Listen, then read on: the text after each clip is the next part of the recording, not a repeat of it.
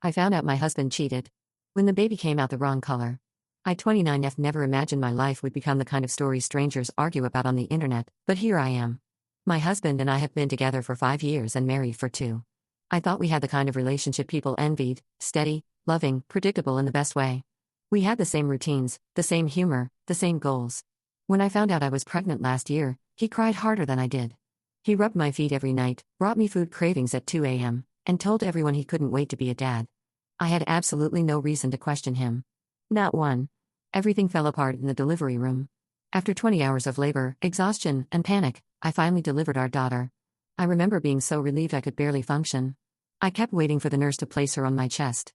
Instead, there was this strange silence. Then whispering. I thought something was wrong medically, and I started crying, asking if my baby was okay. The nurse kept glancing between me, my husband, and the newborn and finally placed her in my arms. The first thing I noticed was how beautiful she was. The second thing I noticed was that she was unmistakably mixed race. I am white. My husband is white. And our daughter wasn't. For a few seconds my brain couldn't process anything. I genuinely thought maybe I was hallucinating from pain and exhaustion. Then I looked at my husband. He had gone completely white, like he was watching his entire life collapse in front of him. His hands were shaking. He kept opening his mouth like he wanted to say something but couldn't. The doctor asked gently if there was any possibility that the baby's biological father wasn't who we assumed. I stared at my husband because what else could I do? I knew. Immediately. I handed him our daughter and said, "Explain." He burst into tears. Not apologetic tears. Panicked, exposed tears. He finally choked out that something happened at a work retreat 9 months ago, a mistake, according to him. He insisted it was only one time, that it meant nothing, that he thought there was no way she could be pregnant.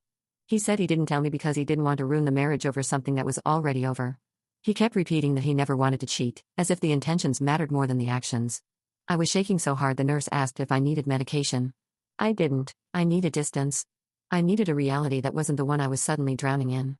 While I was bleeding, exhausted, and barely able to speak, my husband kept trying to put his hands on me, telling me we could get through this, that she still felt like his daughter. I told him to leave. Not later. Not after I rested. Immediately. A nurse escorted him out while he sobbed in the hallway. I spent the first night of my daughter's life alone in a dark hospital room, holding a baby who didn't ask for any of this and trying to figure out how my entire world had flipped upside down in the span of 60 seconds.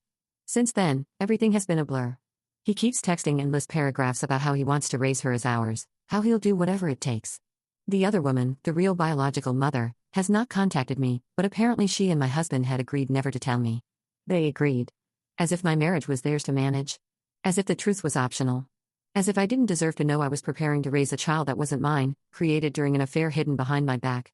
I'm home now. My baby is healthy and perfect and completely innocent. But my marriage is over. And my husband won't stop asking if I'm overreacting, saying it shouldn't matter because he wants to raise her with me. But he didn't give me a choice. He didn't give me honesty. He didn't give me anything except betrayal wrapped in a delivery room shock I'll never forget. So here I am, a new mother, a newly betrayed wife, and a woman whose entire life got rewritten in one breath. Am I wrong for walking away from him completely? Or is this the one moment in life where leaving isn't overreacting, it's survival?